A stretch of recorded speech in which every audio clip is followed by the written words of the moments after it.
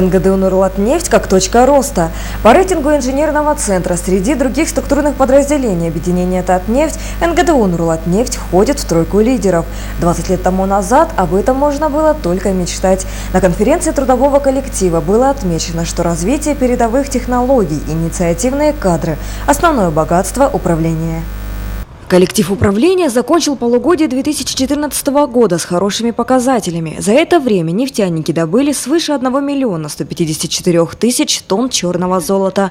По сравнению с аналогичным периодом прошлого года, в этом году добыли на 51 тысячу тонн больше. Управление, ведущее разработку 31 нефтяного месторождения, сдало в эксплуатацию 23 новых скважины. Успешному решению поставленных задач способствовали прежде всего высокий профессионализм специалистов, добросовестный труд, нацеленность коллектива на достижение эффективности производства, внедрение инновационных технологий, инструментов бережливого производства, выполнение программ, повышение производительности труда, ресурсосбережения, создание безопасных условий труда. Нурлатские нефтяники в прошлом полугодии сдали более 2 миллионов тонн нефти первой группы качества. Внедренные в производство 349 рационализаторских предложений дали экономический эффект, равный в 28,5 миллионов рублей. Темп роста производительности труда при плане 3-4% возрос до 7%.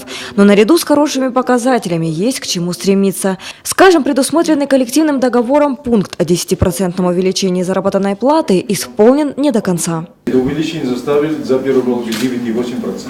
Что будете делать, чтобы было полгода? По итогам года не менее 10%? Увеличит фонд зарплату. За отчетный период работники НГДУ «Нурлатнефть» были обеспечены средствами индивидуальной и коллективной защиты на сумму 3 миллиона 500 тысяч рублей. 557 работников за работу во время условий труда получили денежную доплату в размере 1 миллиона 479 тысяч рублей за проезд нерабочее время.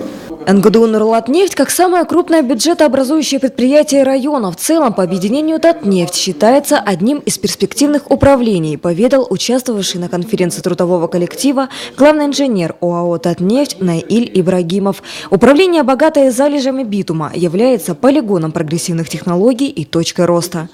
Дальнейшая стратегия такова, что мы, эксплуатируя наши месторождения на поздней стадии разработки, на основных месторождениях должны удержать объем добычи нефти, а расти за счет битума.